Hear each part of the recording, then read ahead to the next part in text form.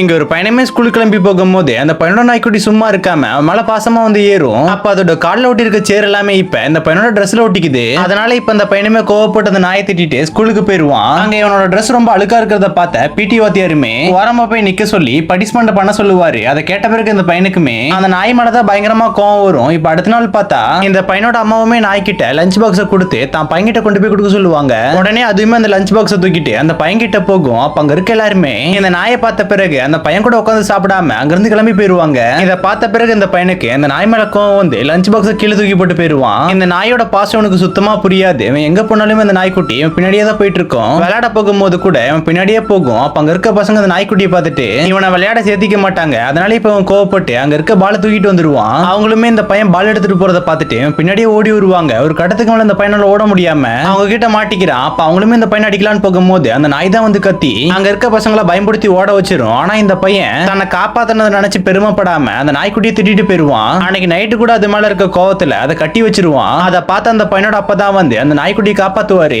இவனோட பிறந்தநாள் அன்னைக்கு ஊர்ல இருக்க எல்லா பசங்களையுமே கூப்பிட்டு கொண்டாடிட்டு இருப்பாங்க. அப்ப அந்த நாய் மயக்கம் போட்டு கீழே விழுந்துரும். அதை பார்த்த உடனே அந்த நாய்க்குட்டியை ஹாஸ்பிட்டல் கூட்டிட்டு போவாங்க. டாக்டருமே இப்ப இந்த நாய்க்குட்டி செக் பண்ணி பார்த்துட்டு இதுக்கு ஹார்ட் அட்டாக் வந்தனாலதான் இப்படி ஆச்சு. இன்னும் இதுக்கு 2 டைம் அட்டாக் வந்தா அது இறந்தே போயிருன்னு சொல்லுவாரு. அதை கேட்ட பிறகு இந்த பையனுமே அந்த நாய்க்குட்டியை பத்திரமா பார்த்துப்பான். எங்க போனாலுமே தான் கூட தான் கூட்டிட்டு போவான். அப்படி இருக்க ஒரு நாள் அந்த நாய்க்குட்டி கூட விளையாண்டுட்டு இருக்கும் போது 2வது தடவை அந்த நாய்க்குட்டிக்கு அட்டாக் வந்துடும். அதனால அந்த நாய்க்குட்டியுமே கீழே விழுந்துருது. இருந்தாலும் எப்படியாவது அந்த நாய்க்குட்டியை அதுல இருந்து காப்பாத்திடுவாங்க. இந்த நாய்க்குட்டிக்கே இப்ப புரியுது நம்ம இந்த வீட்டுல இருக்க எல்லாத்துக்குமே ரொம்ப தொந்தரவா இருக்கும் அப்படின்னு. உடனே இப்ப அங்க இருக்க யாருக்குமே தெரியாம இந்த நாய்க்குட்டியுமே ஒரு மலைக்கு மேல போயிட்டு அங்கேயே படுத்து இறந்து போயிடும். அடுத்த நாள் இப்ப இந்த பையன் பார்க்கும் போது வீட்டுல நாய் இல்லாதனால அதை தேடிக்கிட்டே போவான். அப்போ ஒருத்தர் அந்த நாய்க்குட்டியை மலைக்கு மேல பார்த்தேன்னு சொல்லுவாரு. உடனே இவனுமே வேகமா அந்த மலைக்கு மேல போய் பார்க்கும் போது அந்த நாய்க்குட்டி இறந்தே போயிருக்கும். அதை இவனால சுத்தமா ஏத்துக்க முடியாம அந்த நாய்க்குட்டியை கட்டி பிடிச்சி பயங்கரமா ஆரம்பிக்கிறான். உங்களுக்கு நாய்க்குட்டி பிடிக்குமா பிடிக்காதான்னு கமெண்ட்ல சொல்லிட்டு போங்க.